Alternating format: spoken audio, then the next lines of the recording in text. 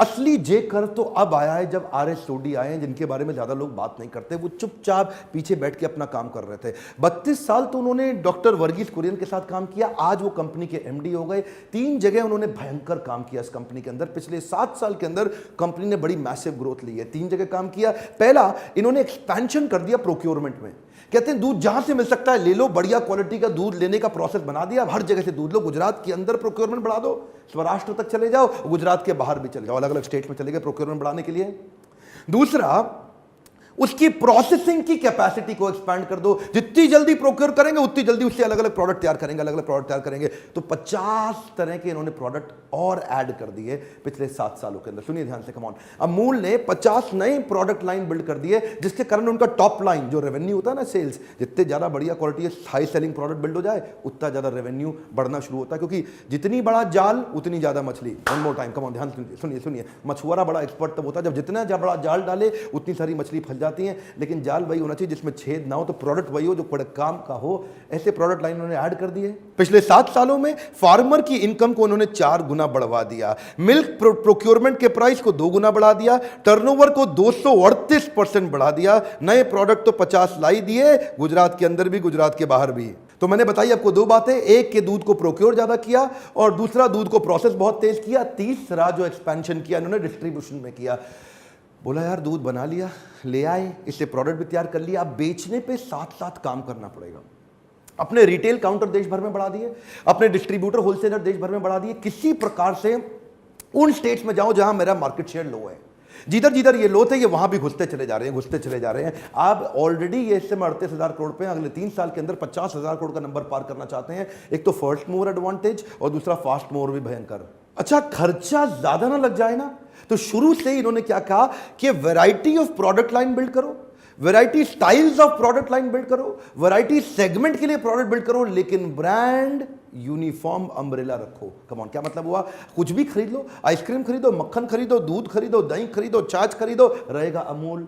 नाम अलग अलग नहीं है। कम ऑन, ये इससे फायदा क्या है इनको? प्रमोशन केवल एक ब्रांड की करनी पड़ती है, यानी कि अमूल, और प्रोडक्ट लाइन उसमें सारे बिकते हैं, जिससे मिल जाता है रब ऑफ इफेक्ट। कोई ज्यादा बिकता है, कोई कम बिकता है। जो नहीं भी बिकता है अमूल के नाम पे बिकना शुरू हो जाता है, क्योंकि अमूल का ट्रस्ट हो गया।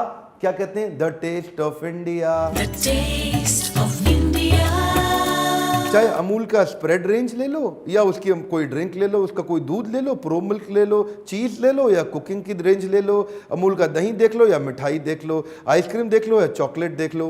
पैसे कम थे, बहुत ज्यादा थे नहीं, मार्जिन बहुत ज्यादा रखा नहीं, तो उन्होंने स्ट्रैटेजी बड़ी अच्छी रखी। स्ट्रैटेजी क्या है इनकी? प्रोडक्ट कितनी भी तरह के बिल्ड करो पर ब्रांड एक ही।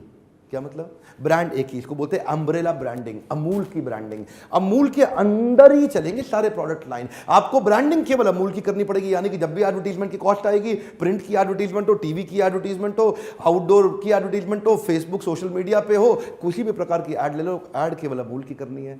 और वो जो अमूल की जो अमूल गर्ल है ना, वो अमूल गर्ल अपने वर्ल्ड रिकॉर्ड बना दिया for longest year of longest run campaign ever happened on the planet earth. क्या मतलब? वो अमूल गर्ल सालों साल चलती आ रही है, पर वो पता है आउटडेटेड क्यों नहीं हुई? इसलिए नहीं हुई बिकॉज शी हैज मेंटेन्ड, और the brand identity has maintained to showcase the reflection mirror of contemporary society. ये reflection mirror of contemporary society का अर्थ क्या हुआ? कि वो बात तभी वही करती है जो बात समाज में चल रही हो। वो क्या करेगी? बजरंगी भाईजान मूवी आएगी तो बोलेगी बटरंगी भाईजान। वो गाना आएगा बदतमीज दिल, बदतमीज दिल, बदतमीज दिल, बदतमीज दिल, माने ना माने ना, बटरमीज दिल, बटरमीज दिल। तो वो क्या है? वो कंटेम्पररी फ्रेशनेस बिल्ड करती रही। नरेंद्र मोदी कहते हैं अच्छे दिन आने वाले हैं, अच्छा दिन आने वाला है, अच्छा डिनर आया है। कहती है अच्छा दिन नहीं, अच्छा डिनर। तो वो मक्खन दिखा दिया साथ में। वो पहले उस समय आइस बकेट चैलेंज होता था, ये slice bucket challenge, slice butter challenge बोलती है। ब्रिजिंग दी जनरेशन गैप को ब्रिजिंग दी जेंडरेशन गैप बोल दिया, यानी कि सारी महिलाएं दिखा दी, महिलाओं को एम्पावर करने के लिए, क्योंकि खरीदती तो सारी महिलाएं ही है ना। डेयरी फार्मिंग को उन्होंने कमर्शियली वायबल बिजनेस बना दिया।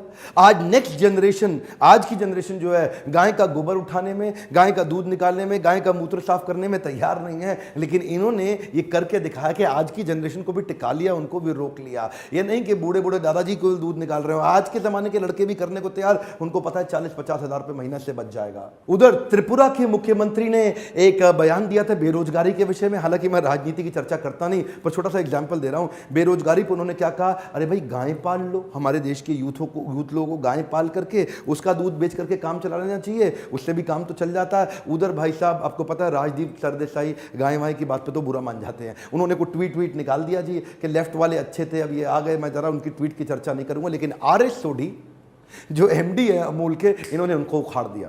इन्होंने उनके ट्वीट के नीचे ट्वीट कर दिया और एक के बाद एक 2-4 ट्वीट कर दिया। और क्या बोल दिया ट्वीट में कि बिल्कुल ठीक कह रहे हैं। त्रिपुरा के मुख्यमंत्री ने तो बड़ी समझदारी की बात करी कि त्रिपुरा मिल्क डेफिसिट स्टेट है, करोड़ों रुपया खर्च करता है बाहर से दूध लाने में। 50 रुपए लीटर दूध, 55 रुपए लीटर दूध त्रिपुरा में बिक रहा है। अगर वहां का आदमी अगर कुछ गाय रख ले वहां का लड़का, तो वो 5-7 लाख से लेकर 10-12 लाख रुपए तक साल का आराम से कमा जाएगा। इसमें कौन सी बड़ी बात है, ये तो करना ही चाहिए, बड़ा कमर्शियली वायबल बिजनेस है। और तो और उन्होंने एक और नीचे ट्वीट लिख दिया कि गुजरात के अंदर कनुबेन पटेल हैं जिनको प्राइड ऑफ गुजरात का अवार्ड दिया चीफ मिनिस्टर ऑफ गुजरात ने।